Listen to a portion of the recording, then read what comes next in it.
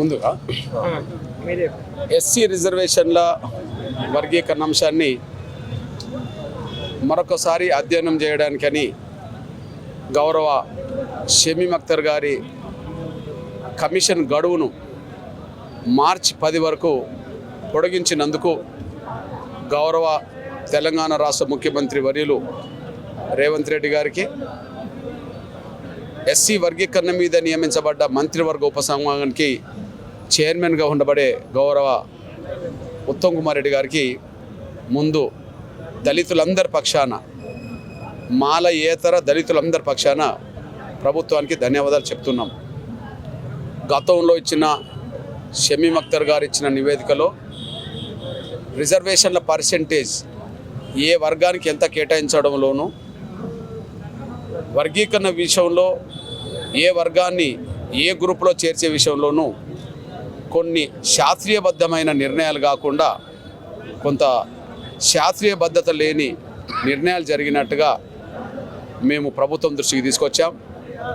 గణాంకాలు, వివిధ సామాజిక వర్గాల ఆర్థిక రాజకీయ పరిస్థితులను ప్రభుత్వం దృష్టికి తీసుకొచ్చి మరొకసారి ఈ విషయాన్ని పునఃసమీక్ష చేసే విధంగా ముందుకు సాగాలని చెప్పి గౌరవ ముఖ్యమంత్రి గారికి మొన్న పోయిన వారం క్రితం మేమేదైతే విజ్ఞప్తి చేశామో ఆ విజ్ఞప్తికి స్పందించి మేము లేవనెత్తిన అంశాల్లో కొంత వాస్తవాలు ఉన్నాయేమోనని చెప్పి భావించుకొని షమీమ్ అఖ్తర్ గారు కమిషన్ నివేదికను పొడిగించడం జరిగింది.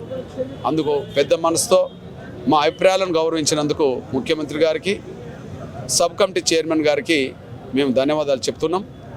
అదే సమయంలో భవిష్యత్తులో మరిన్ని లోపాలు జరగకుండా, భవిష్యత్తులో ఎలాంటి అశాస్త్రీయమైన నిర్ణయాలు జరగకుండా ముందుకు సాగే విధంగా ప్రభుత్వం మార్గనిర్దేశాలు జారీ చేయాలని చెప్పి నేను కోరుతున్నాను. ఈరోజు నా మాల దాసరి సంక్షేమ సంఘం ఆధ్వర్యంలో ఈ సమావేశం జరిగింది.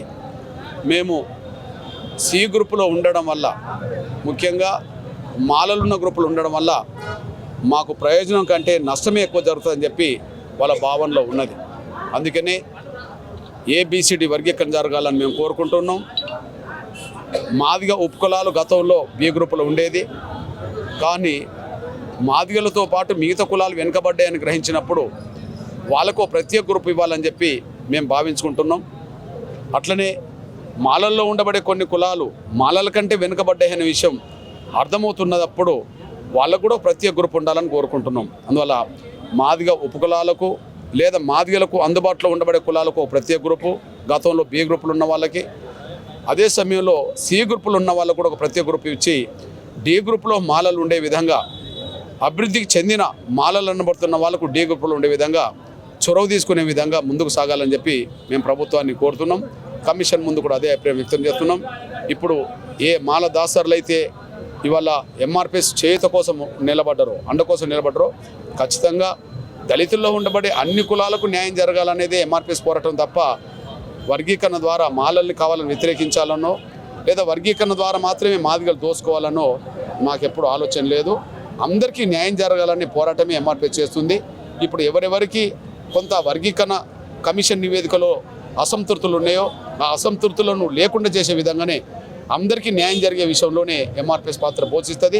అందులో భాగంగా ఖచ్చితంగా నా మాలదాసుల సంక్షేమం కోసం కూడా నేను నిలబడతాననే విషయం కూడా గుర్తు చేస్తున్నాను. అన్న, మార్చి 10 తర్వాత అభినందన డప్పు ఉంటుందా, లేకపోతే సాగు డప్పు ఉంటుందా, లేక అసలు డప్పు ఉంటుందా ఉండదా అన్న మార్చి 10 తారీఖు తర్వాత? నువ్వు ఏ డప్పు కొట్టమంటే గా డప్పు కొడతాపో.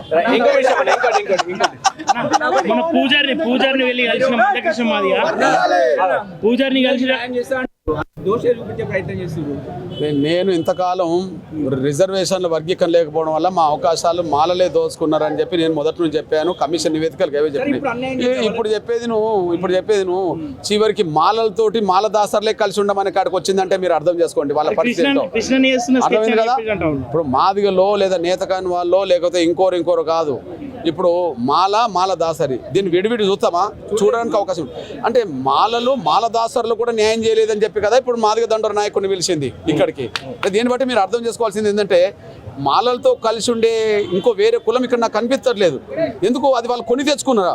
అందరికీ న్యాయం జరగని ఆలోచన ఉంటే అందరూ బాగుపడేటోళ్ళు కదా. కాబట్టి అందరు న్యాయం జరగడం కాదు, మేము ఒక్కరికి న్యాయం జరిగితే చాలనుకునేటోళ్ళు వాళ్ళు. కాబట్టినే ఇప్పుడు మాలదాసర్లు కూడా మాకు ప్రత్యేక గ్రూప్ కావాలని కోరుకునే కాడికి వచ్చింది. దానికి మా సపోర్ట్ ఉంటుంది. సొంత కులంలో ఉన్నటువంటి ఏమి 5 కాదు 4 కావచ్చు 3 కావచ్చు, ఏం తప్పేంటి? వాళ్ళ జనాభా ఎంతో అంత వాటా. మాలదాసాలకు న్యాయం జరగద్దా? నేతకాని వాళ్ళకి న్యాయం జరగద్దా? ఒలేదాసాలకు న్యాయం జరగద్దా? గోసంగోళ్ళకు న్యాయం జరగద్దా? మిథిలా వరకు న్యాయం జరగద్దా? నేను చెప్పేది బ్రదు ఇప్పుడు 5% గ్రూపుల్లో ఉండబడి 26 కులాలు ఉన్నాయి. అరే 26 కులాల్లో 20 కులాలు మేము ప్రత్యేక గ్రూప్ ఉంటాం అంటున్నాయి. 26 కులాల జనాభా కలితే 5%, మాలల జనాభా 5%. మరి అన్ని కలితే 5% అయినప్పుడు మెజారిటీ కులాలు మాకు సపరేట్ గ్రూప్ కావాలంటారు. దాన్ని అంగీకరిస్తామా లేదా? మాదిగల నుంచి బుడగ జంగాలు వర్గీకరణ మాకు ప్రత్యేక గ్రూప్ కావాలన్నారు. 1,10,000 ఉన్నా కూడా సపరేట్ గ్రూప్ కావడానికి మేము సహకరిస్తున్నామా లేదా? కొన్ని కులాలను కలిపి మరి 1,33,000 పైగా ఉండబడే నేతకాని వాళ్ళ గ్రూపులో, లేదా మాలదాసర్లో, లేదా ఒలేదాసర్లో, లేదా మిథిలేవర్లో, వీళ్ళందరూ కలిసి మాకు ప్రత్యేక గ్రూప్ కావాలంటున్నాం. ఏ తప్పేంటి? ఎవరు అవకాశాలు వాళ్ళకి దక్కాలన్నప్పుడు ఎవరి జనాభాకు అనుగుణంగానే వాళ్ళు పరిమితం కావాలి. మా జనాభా కంటే మించి పొందుతామనుకునే స్వార్థపరులు మాత్రమే వర్గీకరణ వ్యతిరేకిస్తారు. ఎందుకు ఆ స్వార్థం?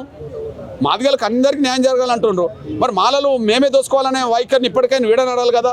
చివరికి మాలల్లో మాలదాసర్లే కలిసి ఉండమనే కాడికి, మాలల్లో నేతకాని వాళ్ళే కలిసి ఉండమనే కాడికి, మాలల గ్రూపులో ఉండబడే ఒలేదాసర్లు మేము కలిసి ఉండమనే కాడికి, మాల గ్రూపులో ఉండబడే మిథిలేవర్లే మేము కలిసి ఉండమనే కాడికి ఎందుకు వచ్చింది చెప్పండి? మాదిగల వల్ల రాలేదు కదా.